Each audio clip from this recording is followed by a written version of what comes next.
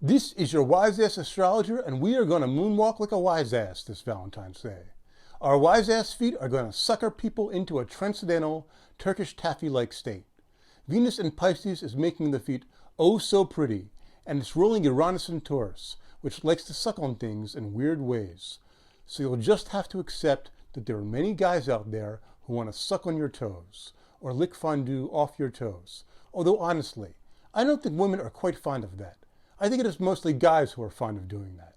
Like, I have no natal planets in Pisces, right? But my third house cusp is in Pisces, which is the house of neighborhoods and short trips. Although when I'm walking down the street of my neighborhood, I never hear women call out, "Yo, wise ass, I want to suck on your toes. Come on, yo, I want to eat a toe hoagie with provolone while I watch the Eagles game." Like, I never hear that. But to all the women out there, if your man has a foot fetish, let your guy suck on your toes while watching the football game this weekend. Because the Philadelphia Eagles are in the Super Bowl, and your guy may have a strange superstition that if he sucks your toes, it will help the Eagles win. And then on Tuesday, he'll take you out for water ice and cheesesteaks, and he'll lick the cheese whiz that drips down out of your sandwich right up off of your toes. Because that's the Venus in Pisces way. It catches everything that falls to our feet that the rest of the world dropped the ball on, and we find beauty in it. Even if it's licking greasy cheese off someone's toes, which is the part that's shocking in a Uranus and Taurus way. Anyway, with Jupiter in Aries now, it's about learning new things through our upper craniums. So that's me teaching you how to do a nasally Philadelphia accent. Alright, to be serious for a second. Guys, gals, and non-binary Ben Franklins of love, if you are taking out your lover for cheesesteaks on Valentine's Day, step your game up. Don't order cheese whiz on your cheesesteaks. That's only for tourists. Order it with provolone. That's much more classy. So on this Valentine's Day, there are two really interesting planetary configurations as they pertain to Valentine's Day. Venus, the planet of beauty, is conjunct Neptune, the planet of illusions, fantasy, hypnotic mirages, and image. So Venus is making that image and fantasy that much more beautiful. And because this conjunction is happening in the sign of Pisces, we have to accept that we are pretty, even if we have sandwich grease on our toes. And with Jupiter currently in Aries ruling these Pisces planets, accepting beauty should be at the top of our list. We see that we have to stop nitpicking in order to move forward, and just accept love, and accept a loving image. Use those Jupiter and Aries eyes right now to look down and stare lovingly into the crevices of your partner's feet. Or just look down and stare lovingly at your own feet, and accept that there's someone out there that thinks your feet are pretty. This is especially true on the dance floor, where we are going to be looking at quick, graceful, spellbinding moves with the feet. Well, wise ass, you say, that sounds like the moonwalk. What sign did Michael Jackson have his moon in? Well, I'm glad you asked. Michael Jackson's natal moon was indeed in the sign of Pisces. And because it's Black History Month, let's talk about astrological houses for a moment, specifically the ninth house, which represents a culture that is different than our own cultural background. So right now, if you are white, were not raised as a Jehovah's Witness, and happen to have your ninth house in Pisces, do Michael Jackson's moonwalk. By all means, go ahead. And if you are a person of color, that is to say you don't identify as white, and you too happen to have your ninth house cusp in Pisces, dance like a white person, or dance like Kevin Bacon in the movie Footloose, who, by the way, will be rooting for the Eagles on Valentine's Day weekend. And we also have Saturn in its home sign, conjunct and ruling the sun in Aquarius. Now, Leo, not Aquarius, is the sign of the heart, the sign of the individual. Aquarius, the sign opposing Leo, is the system, the collective, the calves and ankles, and the rules, yeah? So I personally always found it a bit strange that everyone expresses their love on an assigned day or weekend, just because society is telling you that you should do so, that these are the rules. But as far as my own natal chart goes, my natal sun and Uranus are in late Scorpio. So the sun on Valentine's Day makes a square aspect to my own natal sun-Uranus conjunction. So I get paranoid that the deep expression of my own individuality has to adhere to rules that have no individuality. So I want to rebel. The fact that everyone has the same assigned day that they're supposed to express their heart, well, I think, how personal is that? And how uniquely individualistic is that? Because the one thing we learn about with astrology is that everyone is an individual with their own rhythms and time cycles. And this applies to relationships too. They also have their own unique ebb and flow timing-wise. And if the moon happens to be void of course on Valentine's Day, and it's not this year, but other years when it is, A lot of proposals, romantic gestures, or overtures might not stand the test of time if they're not revisited to be worked on at a later date. But anyway, the structure of Valentine's Day does allow us to show off where we might otherwise not have the confidence to do so. Some people like societal structure because it allows them to show off and thrive. And that really is what the Sun in Aquarius is about, using the rules of society that give us a platform to show who we are. With the moon in Sagittarius on Valentine's Day, and with its ruler Jupiter being in Aries, get your hips moving with your partner, and look for colors, sounds, and smells to take you on new emotional journeys as you become more comfortable moving forward in life. Perhaps moving forward with new relationships and moving on from old ones. If you don't have a partner, this Valentine's Day is definitely a good time to seek one out. Also, Mars in Gemini will be opposing the moon in Sagittarius on Valentine's Day. And Mars' ruler Mercury is now in Aquarius, so be organized and put together floral arrangements with many different types of flowers.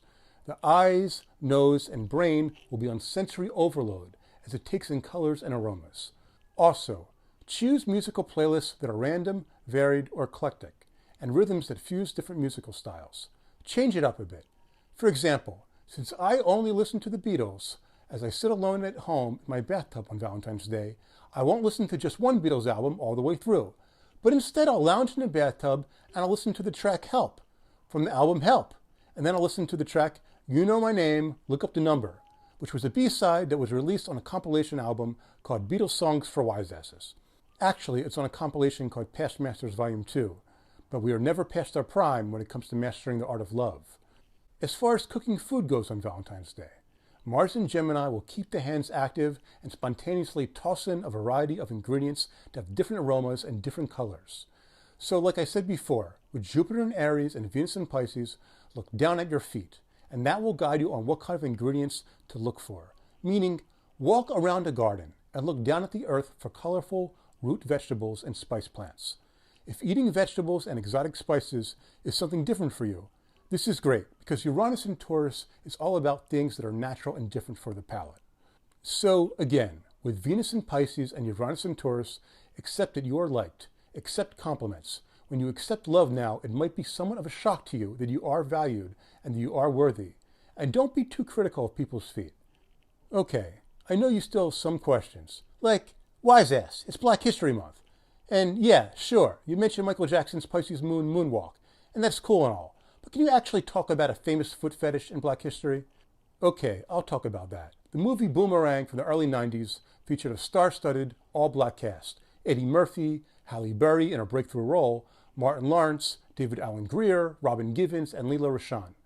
Eddie Murphy, the film's main character, who in real life has his Mercury in Pisces and is very aware of feet, is a playboy who is very picky when dating women.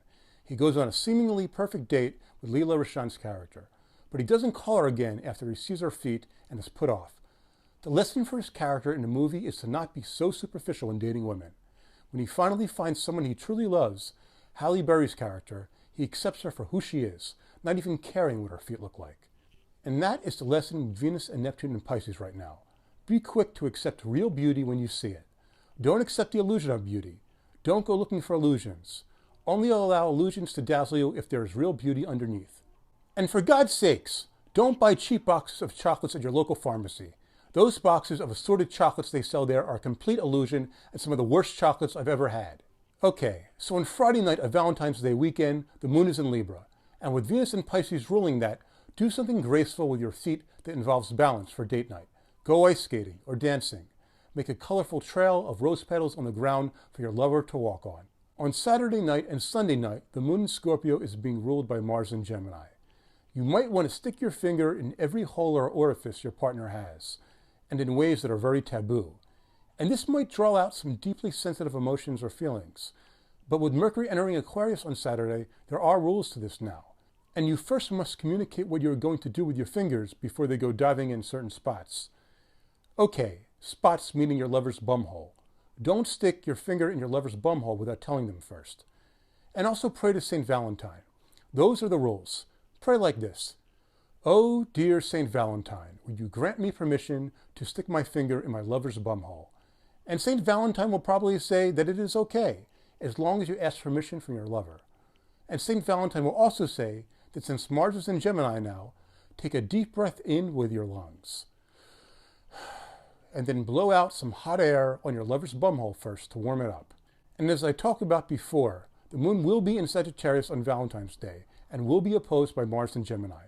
So for me, this would be getting distracted and going on emotional tangents about how great the Beatles are, while trying not to be too absent-minded, you know? And remember that I'm on a date with an actual person who is not the Beatles. Okay, so for Black History Month, I want to mention some of the Beatles' Black contemporaries that were songwriters who were born in February and wrote almost all of the great, very early Motown songs. Barrett Strong, who very recently passed away, Brian Holland, and Smokey Robinson.